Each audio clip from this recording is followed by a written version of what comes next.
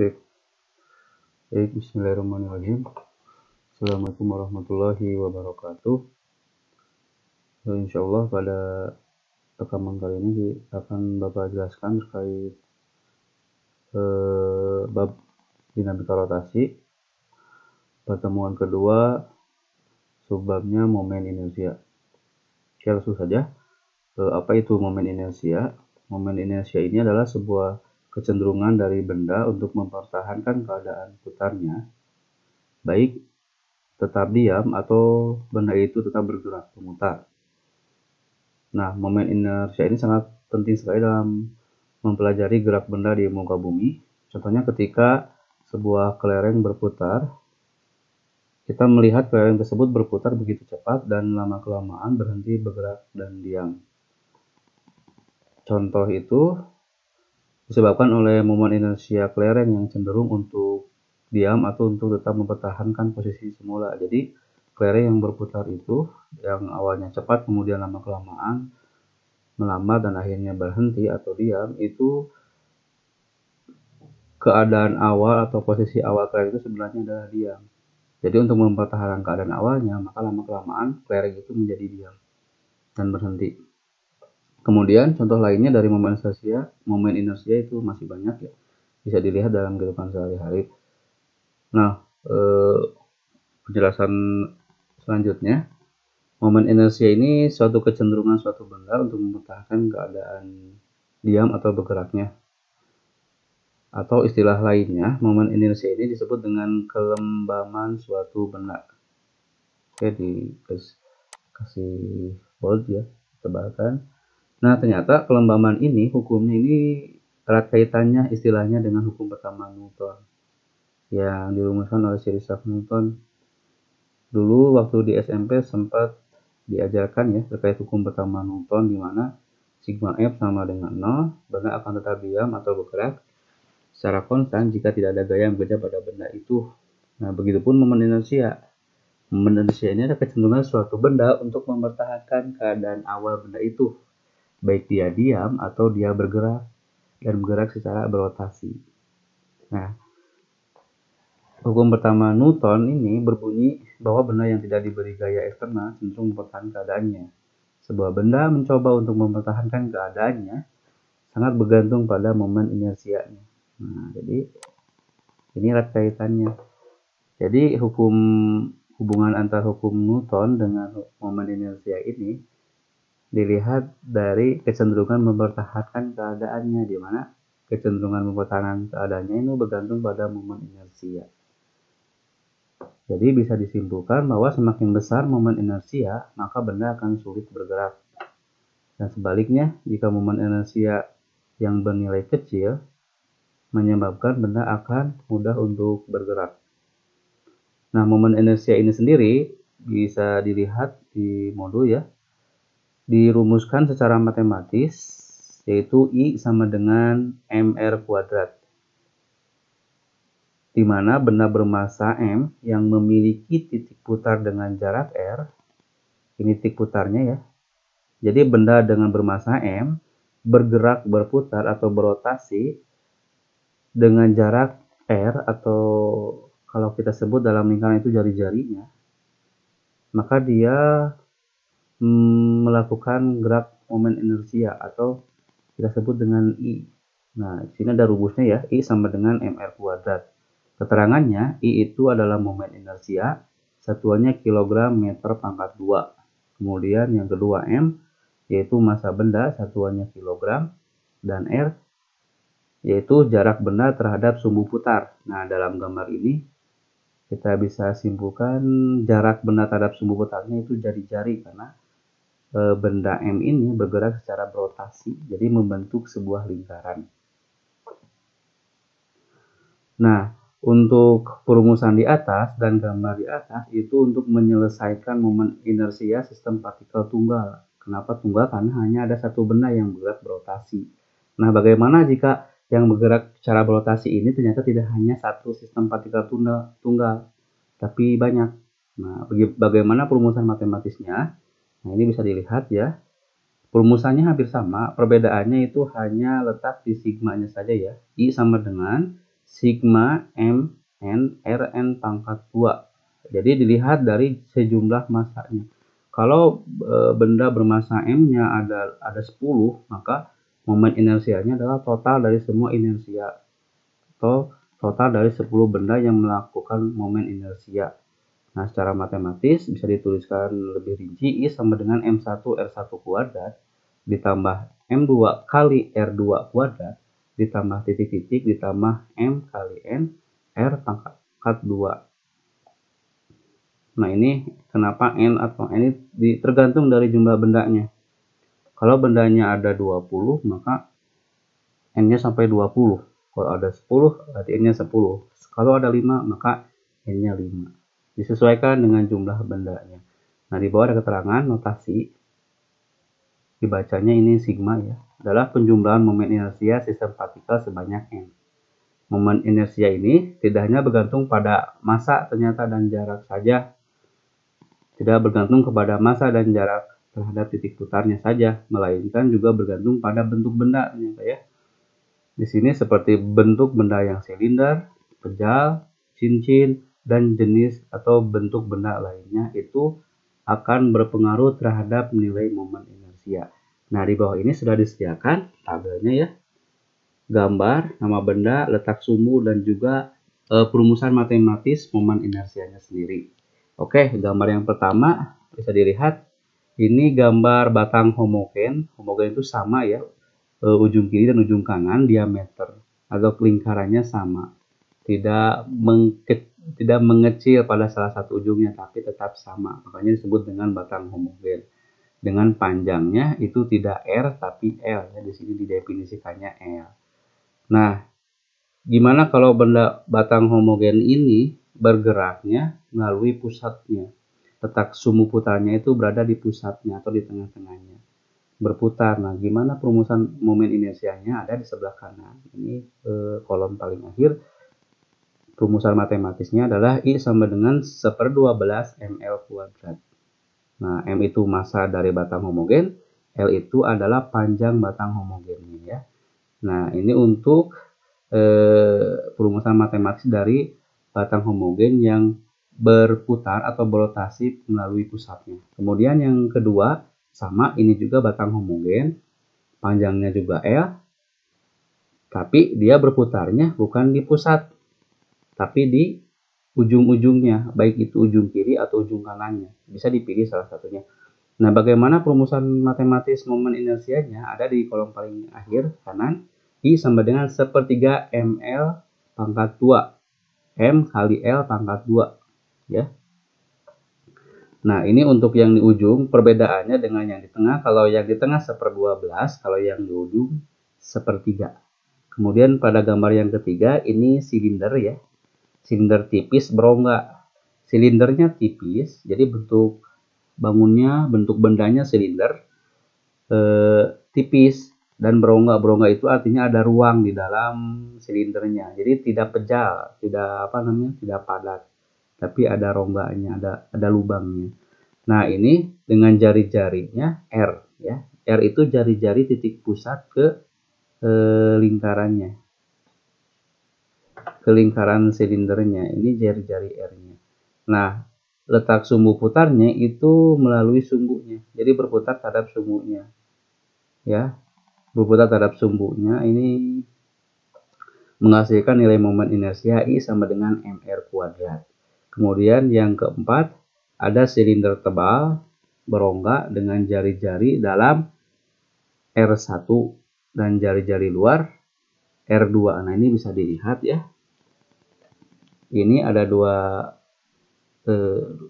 nah ini ada dua jari-jari ya. Ini dan juga ada dua lingkaran. Lingkaran yang kecil ini jari-jari dalam atau R1 dan lingkaran yang luar memiliki jari-jari R2 ya. Nah, berputarnya itu terhadap sumbunya dan menghasilkan nilai inersia setengah mr kuadrat. Mohon maaf, di atasnya ya, bukan yang nomor 5. Nomor 4, inersianya sama dengan setengah M dalam kurung R1 kuadrat ditambah R2 kuadrat. Nomor 5 R, ini bendanya sama, silinder, mohon maaf, ini silinder pecah ya. Kalau tadi berongga, ini silinder tipis berongga, ini silinder tebal berongga, sedangkan ini silinder pecah. Pecah itu artinya tidak ada ruang, di dalamnya padat. Dengan jari-jari R dan berputar melalui sumbunya, maka inersianya setengah M kali R pangkat 2. Kemudian nomor 6 gambarnya sama, tetap silinder pecah. Mohon maaf, silinder pecah dengan jari-jari R, tapi dia berputarnya tidak di sumbunya, tapi dia berputarnya di tengahnya. Jadi berputarnya seperti ini. Kalau ini berputarnya gini, nah putarnya. Kalau ini berputarnya gini, melalui pusat, maka nilai inersianya 1/4 M kali R pangkat 2 ditambah 1/12 M kali R pangkat 2. Kemudian nomor 7, ini ada bola, bolanya pejal, artinya dia tidak berongga. Contoh di kesehariannya apa ya? Kira-kira kayak cakram ya, yang bulat, padat kan, itu nggak ada rongganya. Kalau yang berongga itu contohnya kayak bola sepak, bola pingpong itu berongga, ada ruang di dalam. Nah, ini kalau bola pejal, ini memiliki jari-jari R dan memiliki massa M, kemudian yang berputar terhadap melalui pusat, dimuternya gini. Kemudian nilai inersianya 25 kali M kali R pangkat 2. Nomor 8 gambarnya bola pejal, dia pasti memiliki jari-jari R juga, dan dia berputar bukan dari pusat tapi dari ujungnya. Nah, jadi gini nanti berputarnya. Nilai inersianya I sama dengan 7/5 M kali R pangkat 2. Kemudian yang nomor 9 ini bola berongga. Nah, ini yang kosongnya kayak bola sepak atau bola pingpong. Nah, ini bola berongga ini memiliki jari-jari R dan dia berputar melalui pusat. Jadi berputarnya mau ke arah horizontal atau mau ke arah vertikal, tetap berputar terhadap pusatnya. Maka nilai inersianya 2/3 M kali R pangkat 2. Kemudian nomor 10 yaitu rempeng tipis dengan panjang A dan lebar B. Dia berputar melalui pusatnya. Jadi berputarnya seperti ini. Melalui pusatnya, maka nilai inersianya 1/12 M dalam kurung A pangkat 2 tambah B pangkat 2. Kemudian yang 11 ada lempeng tipis dengan panjang A dan dia berputar melalui sumbunya. Kalau ini melalui pusat, kalau ini melalui sumbunya, muternya seperti ini. Maka nilai inersianya 1/12 M kali A pangkat 2A, itu yaitu panjang lempeng tipisnya. Nah, itu terkait beberapa bentuk benda pejal ya, karena tadi momen inersia itu selain bergantung pada massa dan jarak, juga ternyata bergantung pada bentuk bendanya. Oke. Nah, untuk selanjutnya kita masuk ke contoh soalnya saja ya.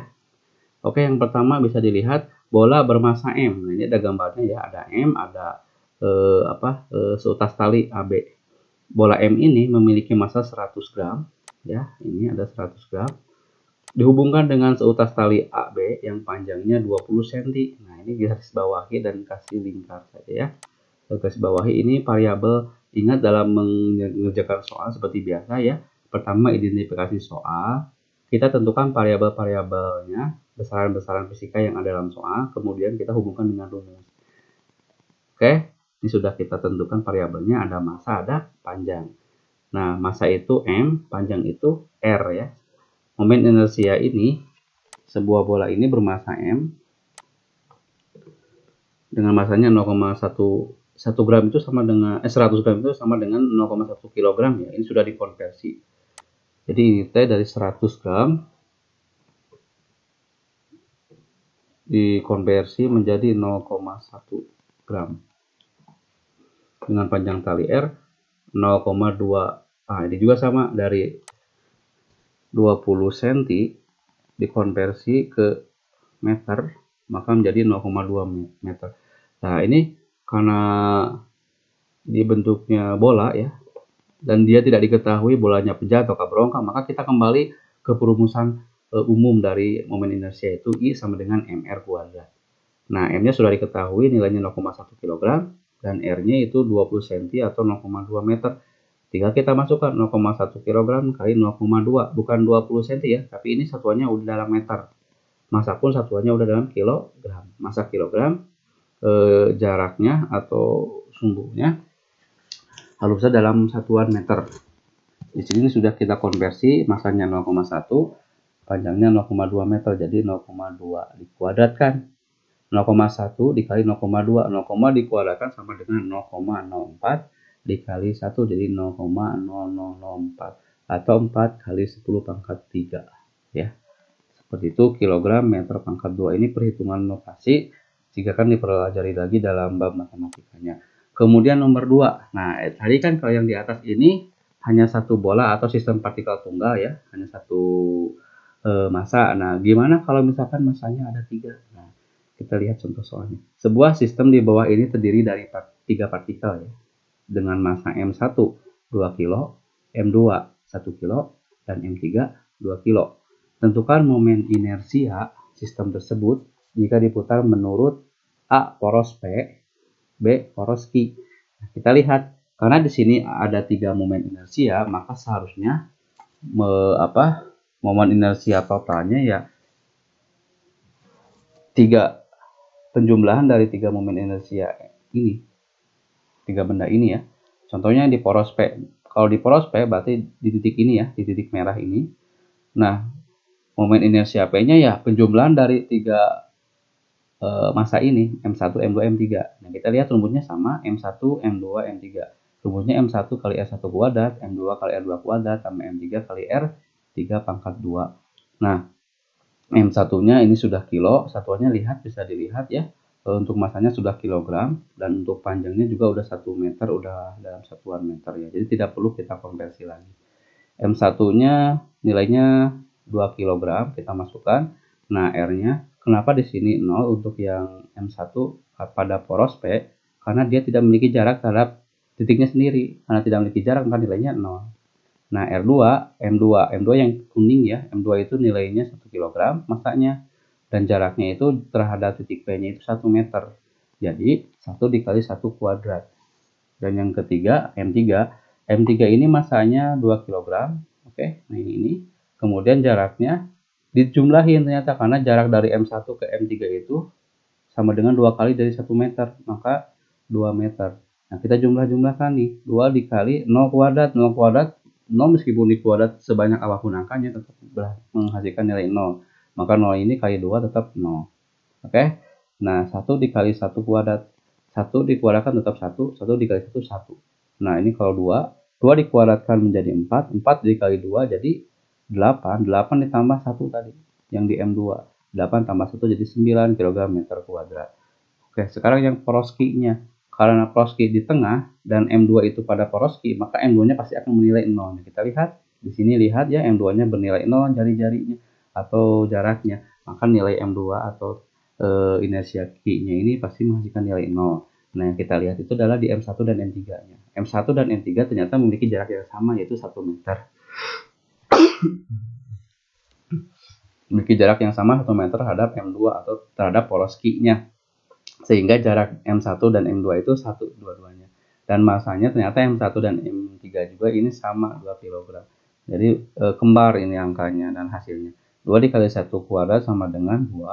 2 dikali 1 kuadrat sama dengan 2. Maka 2 ditambah 2 sama dengan 4 kg meter kuadrat. Ingat ya, satuan untuk momen inersia itu kilogram meter pangkat 2. Oke, kita lanjut lagi ke bagian 3-nya, yaitu batang pejal bermassa 2 kg dan panjang. Ini nomor 3 ya, batang pejal. Nah, ini sudah dikasih tebal ya hurufnya dan dikasih underline aja ya di bawah. Ada massa 2 kg dan panjang batang pejal 2 meter. Oke, ada kata batang pejal. Tentukan momen inersia batang jika sumbu rotasi terletak di tengah batang. Ada kata tengah batang. Nah, tadi kan sudah dikenalkan ya terkait bentuk dari momen inersia dan sumbu putarnya. Nah, kita lihat yang menentukan momen inersia itu bukan hanya massa dan juga panjang saja. Meskipun di 2 nomor di awal ini kenapa tidak menghiraukan bentuk, karena keduanya dalam bentuk partikel. Artinya partikel itu kecil dan kita abaikan bentuknya sehingga menggunakan perumusan umum dari momen inersia. Perumusan matematis umum dari momen inersia yaitu I sama dengan mR kuadrat. Sedangkan pada nomor 3 ini ada keterangan batang pejal. sehingga tidak bisa kita hiraukan dan harus bergantung selain pada massa dan panjang juga bergantung pada bentuk bendanya juga. Nah, di sini ada panjang batang pejal. Berarti kita lihat perumusan matematisnya ya. Jadi jawabannya 1/12 ml². Benarkah seperti itu? Kita lihat kembali di tabel. Ingat kata kuncinya batang pejal di tengah batang sumbu putarnya. Kita lihat lagi. Kita lihat batang pejal. Nah, ini ada 1/12 ml². Batang pejal ya, ini batang hubungan itu batang pejal melalui pusat nilainya 1/12 ml² ya, sudah tepat ya rumusnya. Dan dia berputar pada di tengah, berarti di tengah bukan di ujungnya ya. Karena di tengah maka perumusannya 1/12 ml² bukan 1/3 ml², karena perumusan matematis 1/3 ml² itu untuk di ujungnya saja. Oke, kita lanjut ke nomor 3 ya. Rumus matematisnya karena batang pejal tadi ya, jadi 1/12 ml², panjangnya 2 meter, massanya 2 kilo. Maka kita langsung masukkan 1/12, M-nya 2, panjangnya 2. 2 dikuadratkan dulu jadi 4. 4 dikali 2, 8. 8 dibagi 12, nilainya 0,67 kg meter pangkat 2. Nah, ini nilainya silakan bisa dicek sendiri ya. Nah, begitupun untuk contoh soal nomor 4, ini juga menggunakan bentuk benda juga, ada kata cakram pejal padat. Nah, cakram benda pejal padat ini bisa lihat juga di tabel, atau kalau di sana belum lengkap bisa lihat atau dicari di referensi yang lainnya ya. Cakram pejal ini bentuk benda dan pasti dia memiliki perumusan matematisnya sendiri dan dia memiliki massa 10 kg. Nah, ini tetap kita kunci variabel besaran bisikannya, jangan dilupakan, dan jari-jarinya 0,1 meter. Kenapa jari-jarinya? Karena dia berputar di pusat cakram, maka kita memerlukan jari-jari sebagai jaraknya terhadap titik sumbunya. Nah, sebagai tunjukkan pada gambar. Pembahasannya bagaimana menentukan momen inersia dari cakram pejal yang bermassa 10 kg dan berjari-jari 0,1. Nah, kita lihat perumusan matematis dari momen inersia cakram ini adalah setengah mr². Oke, setengah masanya tadi sudah diketahui 10 kg. Jari-jarinya 0,1. Nah, tinggal kita input dan masukkan ke dalam perumusannya. Jadi setengah dikali masanya 10 kg dikali jari-jarinya 0,1 dikuadratkan. Nah, 0,1 dikuadratkan sama dengan 0,01 dikali 10 jadi 0,1, tetap dibagi 2 jadi 0,05 kg meter pangkat 2. Begitupun soal nomor 5. Nah, ini ada momen inersia. Tentukan momen inersia dari bola pejal. Nah, ini ada di tabel tadi ya. Di tabel tadi bisa dilihat atau dikeataskan lagi. Jari-jarinya 0,1 meter dan massanya 15 kg. Nah, bagaimana perumusan matematis dari bola pejal? Nah, bisa dilihat di sini bola pejal, kita lihat ya, mana bola pejal. Nah, ini 7/5 di sini ya. Tadi dilihat dulu ya, bola pejalnya itu berputarnya berapa, Pak? 2/5 di sini ya. Oh, berputarnya tetap sumbu, tuh tadi berapa ujung. Jadi perbedaan perumusan matematisnya ya, di sini jadi 2/5 ya. Jari-jarinya 0,1, kemudian masanya 15 kg, dan jari-jarinya ini menunjukkan jaraknya, maka kita masukkan ke dalam R, ke dalam variabel R, sehingga bisa kita langsung cari nilai inersianya, di mana 2/5 kali M kali R kuadrat. M-nya diganti dengan 15 kg dan R diganti dengan 0,1 meter. Oke, jadi dijumlahin 0,1 dikuadratkan jadi 0,01 dikali 15 jadi 0,15 dikali 2 jadi 0,3 dibagi 5 jadi 0,06. Kemudian yang soal terakhir, yang soal nomor 6 ya. Di sini ada sebuah batang tipis panjangnya 4 meter. Oke, kita harus bawahi lagi. Ada istilah batang tipis panjang 4 meter dan massanya 0,2 kg. Seperti pada gambar berikut. Nah, lihat di sini. Ini batang tipis itu sebenarnya perumusan matematiknya 1/12 ml². Tapi karena di soal ini ternyata si batang tipis ini dia digeser. Jika porosnya digeser ke kanan sejauh 1 meter. Nah, ada kata digeser berarti ada penambahan momen inersia ya. Kawan-kawan, jadi nilai inersianya 1/12 ml², sebagaimana ini adalah momen inersia untuk batang tipis, ditambahkan dengan momen inersia yang pergeserannya tadi 1 meter mr kuadrat. Jadi R-nya diganti dengan 1, tapi untuk masanya tetap menggunakan 0,2 kg ya ini. Tapi untuk panjangnya, ini penambahan inersinya dilihat dari pergeserannya. Kalau gesernya 1 meter, maka inersia jari-jarinya harus 1 meter. Nah, ini 0,2 itu awalnya ya, ini 4 meter itu momen inersia sebelum digeser. Ini panjangnya 4 meter. Jadi ditambah dengan 1, jadi 1/12 dikali 0,2 dikali 4 kuadrat, ditambah 0,2 dikali 1 kuadrat. Nah, ini kalau ditotalkan 0,46. Silakan bisa dihitung sendiri atau bisa menggunakan kalkulator. Kalau misalnya ada yang salah, silakan di cross check ya. Mungkin cukup sekian terkait pembahasan penjelasan momen inersia pertemuan kedua pada KD dinamika rotasi. Sekian penjelasan dari Bapak. Terima kasih atas perhatiannya. Mohon maaf jika banyak salah, dan silakan bisa ditanyakan langsung di chat, via WA dan sebagainya. Kalau ada penjelasan yang masih belum dipahami ataupun contoh soal yang masih belum dipahami juga. Sekian, assalamualaikum warahmatullahi wabarakatuh.